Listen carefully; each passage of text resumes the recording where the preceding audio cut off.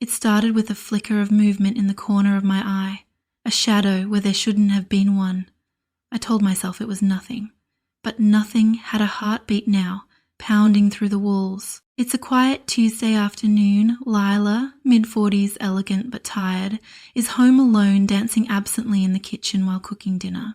She's wearing a loose sweater and leggings, her hair tied up in a messy bun. The radio plays softly in the background.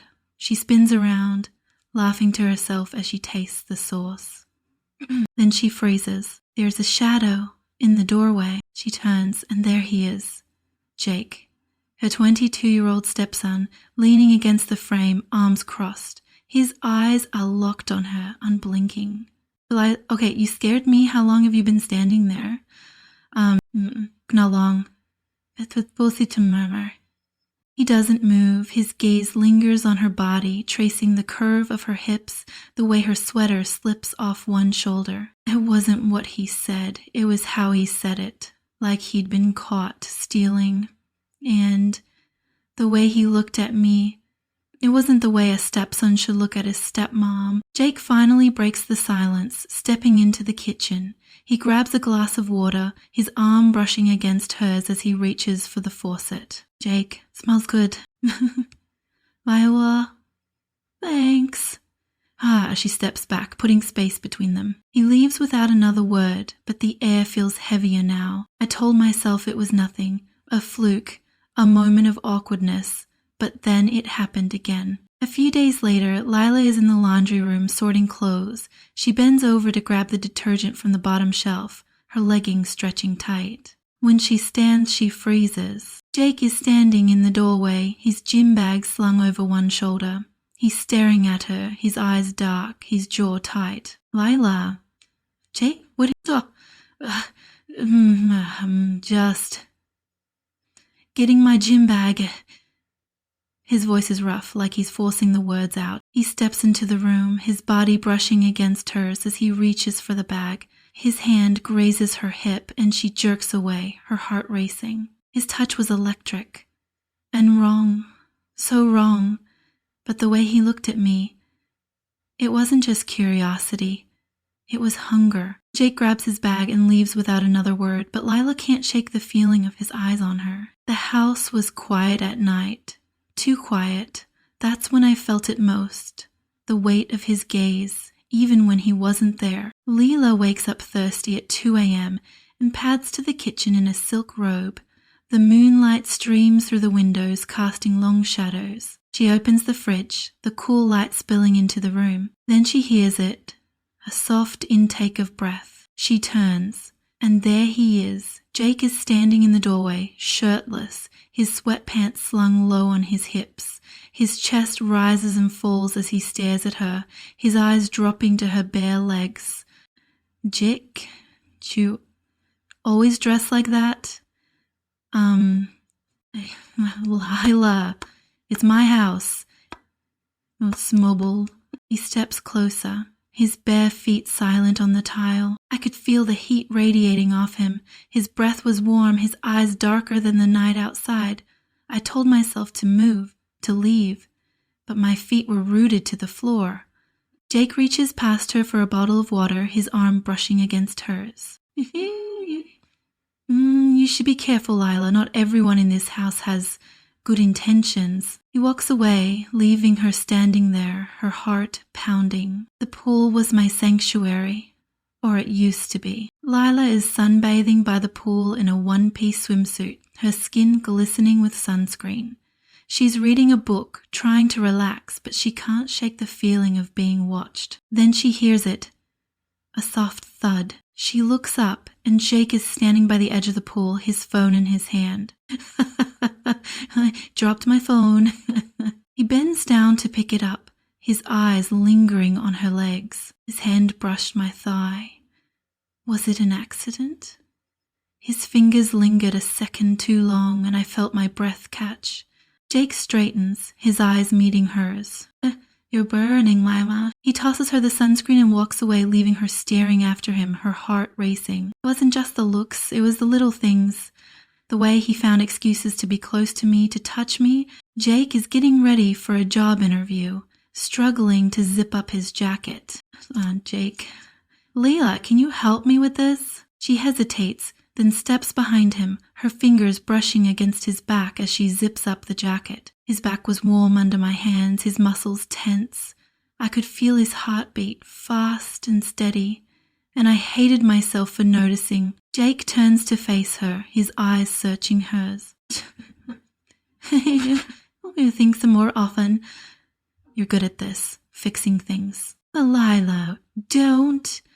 She steps back, her voice trembling. He leaves without another word, but the tension between them is thicker than ever. Sometimes it's the little things, the tiniest threads that weave together a web you can't untangle. The house was quieter than usual that morning.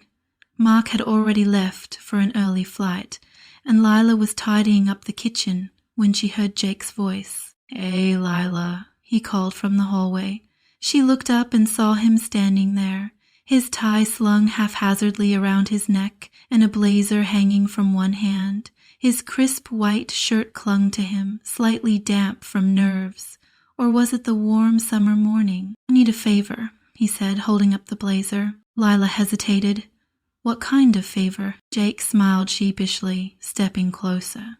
"Can you zip me up? The zipper's stuck and I'm running late for this interview." She paused for a moment, unsure why this request made her chest feel tight. "Can't you do it yourself?" she said lightly, though her voice trembled just enough for Jake to notice. "Believe me, I tried," he said, turning his back to her. "Please? Just this once?" Lila sighed and moved closer, her heart picking up speed as she grasped the zipper. Jake's back was broad, his muscles tense beneath the shirt. She tugged lightly, but the zipper resisted. "Oh, still," she murmured. He chuckled. "I'm trying.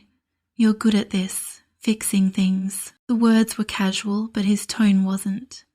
Her fingers trembled as she finally managed to pull the zipper up, her knuckles brushing the damp fabric of his shirt.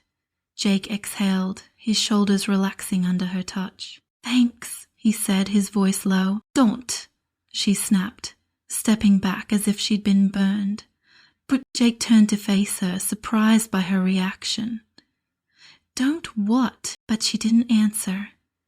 She walked out of the room without meeting his gaze, or worse, his reflection in the hallway mirror. I told myself I was overreacting, that I was imagining things, but deep down I knew better. Some threads aren't meant to be pulled, and I had just tugged on one. It felt like a normal night, like I could escape the strange undercurrent brewing at home. But some storms follow you wherever you go. The bar was alive with music and laughter, the clink of glasses echoing as Leela leaned into the booth with her friends. It felt good to be out, to laugh and catch up, to push away the thoughts that had been haunting her. "I needed this," Leela said, raising her glass to toast. Her friend Claire grinned. "We all did. Here's to a stress-free night." But stress had a way of finding her. Just as she was about to take a sip of her wine, she noticed a familiar figure entering the bar. Jake. Her heart dropped. He was with a group of people, co-workers by the look of them, all laughing and jostling as they claimed a table near the bar. He hadn't noticed her yet. Or so she thought. She tried to focus on her friends, but her eyes kept darting toward him. She told herself it was just paranoia, that she was imagining his occasional glances in her direction.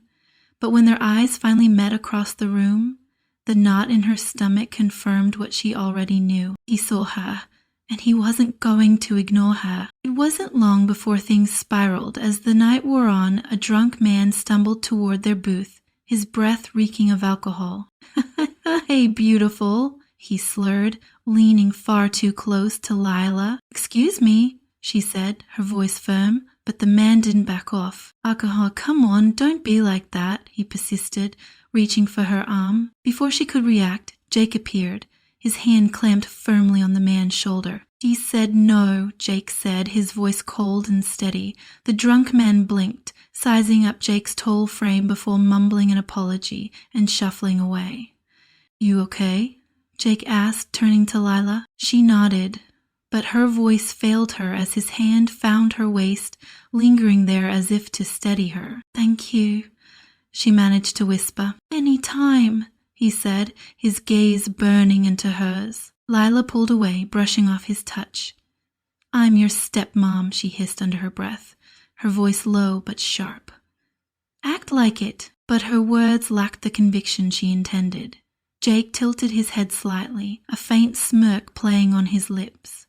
He didn't argue, but the look in his eyes said more than words ever could. She grabbed her bag and left the bar without looking back, her pulse pounding in her ears. Narration. The air outside was cooler, but it did nothing to extinguish the fire that had been building all night. I told myself to breathe, to calm down, but I could still feel the weight of his hand on my waist, and that made it impossible to forget. Sometimes, the universe has a cruel sense of humor. Just when you think you've escaped the chaos, it pulls you back in. The storm rolled in without warning, thunder rumbling in the distance as the rain lashed against the windows. Mark was stuck on another delayed flight, leaving Leela and Jake alone in the house. The power went out just after dinner, plunging the house into darkness. Lila found herself on the living room couch, a flashlight in one hand and a blanket draped over her lap. She tried to focus on her phone, scrolling mindlessly to distract herself from the silence and the presence of Jake, who sat on the opposite end of the couch. "You think the power will be back soon?" Jake asked, his voice cutting through the darkness. "Hopefully," she said, keeping her tone neutral. They sat in silence for a while, the storm outside providing the only soundtrack. Then, without warning, Jake shifted closer. Their knees brushed, and Lila stiffened, clutching the blanket tighter. "Relax," he said softly. "I'm just getting comfortable." She didn't respond. She couldn't. Then she felt it. His hand, searching for hers under the blanket. Her heart raced as his fingers brushed against hers. "What are you doing?" she whispered harshly, her voice trembling. "For balance," he murmured, his tone almost playful. "Jake," she warned, but he didn't pull away. The storm outside was nothing compared to the one in my head. One move, one word, and everything would collapse. The flashlight flickered, casting strange, shifting shadows across the room. Lila's breath hitched as she turned to face Jake, the tension between them almost unbearable. And then the lights came back on. Jake immediately pulled his hand away, retreating to his side of the couch as if nothing had happened. Mark's voice echoed from the front door. "Hey, power's back." Lila exhaled sharply, her chest tight as the sound of Mark's footsteps filled the house. Jake met her gaze one last time before standing and heading to his room, his expression unreadable. I didn't know what scared me more, the storm that had just passed or the one that was still brewing. As Mark entered the living room, greeting her with a kiss on the cheek, Lila forced a smile, but her thoughts were elsewhere. I needed to figure out what was happening, what Jake wanted, what I wanted, because whatever this was, it wasn't going away. Mark's voice broke through her haze. "You okay? You seem a little off." "Yeah," she said quickly, brushing her hair behind her ear.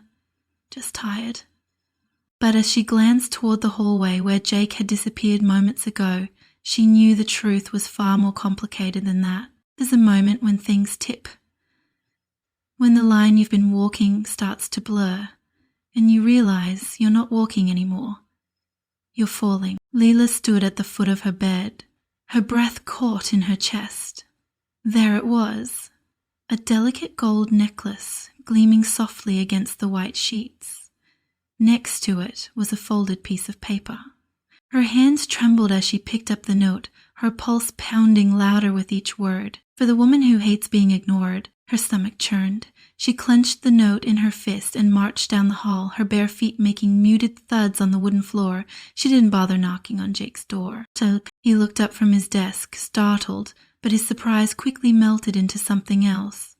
A calm, almost smug expression. "You left this on my bed," she said, holding up the necklace like it was incriminating evidence. Jake leaned back in his chair, his lips curling into a faint smile. "I thought it would suit you. Why would you think this is okay?" she demanded, stepping further into the room. Her voice was firm, but her hands gave her away, trembling slightly as she clutched the necklace. Jake rose from his chair, his towering frame making the small space feel even smaller. He stepped toward her, and she instinctively took a step back, but he didn't stop. Soon her back was against the doorframe. "You think I don't see how he treats you," he said, his voice low and steady. "This isn't about Mark," she snapped, her voice faltering under his intense gaze. "It's always about Mark," Jake said sharply. "The man barely looks at you. You deserve more." "Stop," she said, shaking her head. "This isn't real," Jake interrupted, his voice softening. "It's the realest thing in this house." The words hung between them, heavy and suffocating. Lila felt her resolve weakening under the weight of his gaze.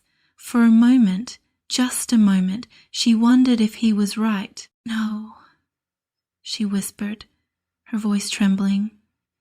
She shoved the necklace into his chest and pushed past him, her breath coming in shallow bursts as she retreated to the safety of her room. I closed the door behind me, locking it like that would somehow keep the chaos out.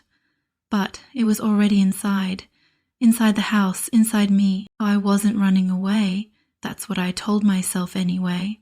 But when the walls feel like they're closing in, sometimes you just need to breathe. The hotel room was quiet, save for the muffled hum of the city beyond the window.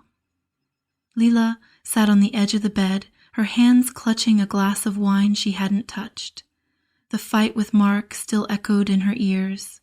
Accusations, misunderstandings, words they couldn't take back. She'd grabbed a bag and left without saying much else, needing space, needing something. It was nearly midnight when the knock came. She froze, her heart racing as she stared at the door. For a moment, she thought about ignoring it, but then the knock came again, firmer this time. "Open the door, Lila," Jake's voice called through the wood. Her breath hitched. "Jake, go home." "No," he said simply. She hesitated for a long moment before finally unlocking the door. He stood there, his expression unreadable, his presence filling the small room as he stepped inside. "What are you doing here?" she asked, her voice sharp but quiet. "Making sure you're okay," he said, closing the door behind him. "I don't need you to check on me," she said, crossing her arms over her chest. Jake stepped closer, his gaze unwavering. "You do." The tension between them was electric, the air in the room heavy with everything they weren't saying. "Are you really here?" she demanded, her voice breaking slightly. "Because I can't stop thinking about you," he admitted, his voice raw and unguarded. Her chest tightened, anger and something else bubbling to the surface. "You don't get to say things like that. This isn't normal." Jake took another step closer, his proximity making her feel both trapped and drawn in. "You feel it too?" he said softly. "Stop," she whispered, her voice trembling. He reached out, his hand brushing her wrist. She pulled back, but his grip tightened. Not enough to hurt, but enough to hold her in place. "Lila," he said, his voice almost a plea. "Let me go," she said, though she didn't pull away. His grip was firm, but his eyes were pleading. I hated him. I hated myself more. They stood there for what felt like an eternity, the world outside the hotel room fading into nothing. Finally, she yanked her wrist free and turned away, tears pricking at her eyes. "You need to leave," she said, her voice barely above a whisper. Jake hesitated, then nodded. "I'll take you home tomorrow." I thought leaving the hotel would clear my head. I was wrong. The drive home was silent, the tension between them palpable. Lila stared out the window, her fingers twisting in her lap as Jake's hands gripped the steering wheel. The house came into view far too quickly. As Jake pulled into the driveway, he turned off the engine, but didn't move to get out. Lila glanced at him, her chest tightening at the look in his eyes. "Jake," she started, but he leaned closer, his hand resting lightly on the back of her seat. "Alea," he said, his voice low and filled with something she couldn't name. She froze as he leaned in, his face inches from hers. His breath was warm against her skin, his gaze locked onto her lips. Time seemed to stop. Her mind screamed at her to move, to push him away, to get out of the car. But her body betrayed her, frozen in place as his hand brushed her cheek. Then, in a flash, she snapped out of it. Her hand flew up, slapping him hard across the face. The sound echoed in the confined space of the car, shocking them both. "We are not doing this," she said, her voice trembling with anger and something else. Jake sat back, his cheek red from the slap, but his expression didn't waver. "You wanted it too," he said softly. She glared at him, her chest heaving. "Get out," she said, her voice breaking. Jake didn't argue. He opened the door and got out, slamming it shut behind him. Lila stayed in the car, her hands gripping the steering wheel as tears streamed down her face. I didn't know what I hated more, the fact that he was right, or the fact that I couldn't bring myself to admit it. As Lila finally stepped out of the car and into the house, the weight of the past few days crushed down on her. She knew she couldn't keep running from this, but she didn't know how to face it either. This wasn't a storm I could wait out. It was here, inside me, tearing me apart. Jake watched her from the shadows of the porch, his expression unreadable. Neither of them said a word as the distance between them grew, and yet it had never felt smaller. The thing about secrets is, they don't stay buried. They fester, bubbling to the surface until they spill out in ways you never expect. The tension in the house was unbearable. Mark had started noticing it, not just the way Jake's mood had darkened, but the way Lila had grown distant. Meals were quieter, conversations clipped, and there was something in the air between his wife and son that he couldn't quite put his finger on. It started with small things. Jake's tone when he spoke to Lila, short, almost bitter. Lila avoiding Jake's gaze, her shoulders tensing whenever they were in the same room. Mark had dismissed it at first as a typical family squabble, but then he noticed the way Lila would flinch when her phone buzzed, quickly silencing it or tucking it away. Mark was a man who thrived on control, on having answers. He wasn't one to ignore his instincts. One evening, while Lila was in the shower, he picked up her phone. The screen lit up, revealing nothing unusual. He opened her messages and found Jake's name, but the thread was empty. Mark frowned, scrolling further. There were no texts from Jake, though he knew they had spoken before. The empty thread was glaring, its absence louder than any words. When Lila returned to the room, toweling her hair dry, she froze at the sight of him holding her phone.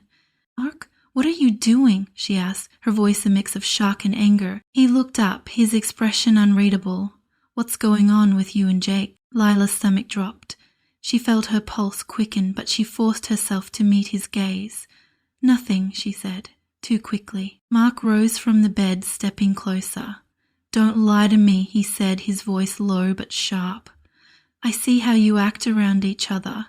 I see how he looks at you. Ask your son," she snapped, snatching the phone from his hand. Mark's eyes narrowed. "I'm asking my wife." Lila turned away, clutching the phone to her chest. "There's nothing to tell," but her voice wavered, and Mark noticed. This felt like standing on the edge of a cliff, the ground crumbling beneath my feet. One wrong move, and everything would come crashing down. There's a moment when everything reaches its peak, when the threads you've been pulling and twisting finally snap. The house was quiet when Lila heard the sound of a suitcase being zipped. She followed the noise to Jake's room, where she found him tossing clothes into a duffel bag. "Where are you going?" she asked, leaning against the doorframe. Jake didn't look at her. "I'm leaving." "You're just going to walk away?" He turned then, his eyes flashing with something between anger and pain. "What else am I supposed to do, Lila?" "Stay," she said, though the words sounded weak even to her. Jake laughed bitterly. "Stay and do what? Keep pretending nothing's happened? Keep pretending I don't feel the way I do?" "Jake, stop," she said, stepping into the room. "This has to end." "It already has," he said, his voice quieter now, "but that doesn't mean it goes away." She shook her head, her chest tightening. "You're being selfish." Jake's jaw tightened and he crossed the room in 2 quick steps. He stood inches from her, his presence overwhelming. "You think I don't see how he treats you?" he said, his voice low. "You think I don't notice the way you smile at him, but it never reaches your eyes. The way you sit at that dinner table, dying for him to see you. Lila flinched, his words cutting too close to the truth. That's not your business, she said, her voice trembling. It is, Jake said, his voice breaking, because I see you, Lila. I see you in ways he never will. Before she could respond, before she could stop him, he kissed her. It wasn't soft or tentative. It was desperate, full of all the things he hadn't been able to say. For a moment, a terrible, fleeting moment, she didn't pull away. Then reality slammed back into her. She shoved him hard, her breathing ragged. Don't you dare, she whispered, tears stinging her eyes. Jake's gaze softened and he stepped back.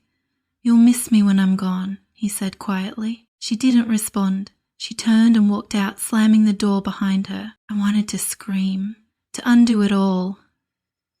But some doors, once opened, can't be closed. The house felt different without him. Bigger, but emptier.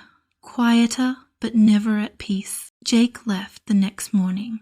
Mark barely acknowledged it, too distracted by work to question the sudden decision.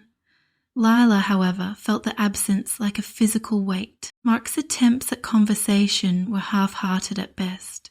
He was always busy, always somewhere else, even when he was in the same room. And Lila found herself going through the motions, smiling when she needed to, speaking when spoken to, but inside she was hollow. It was like living in a ghost town. Every corner of the house held a memory I didn't want to face.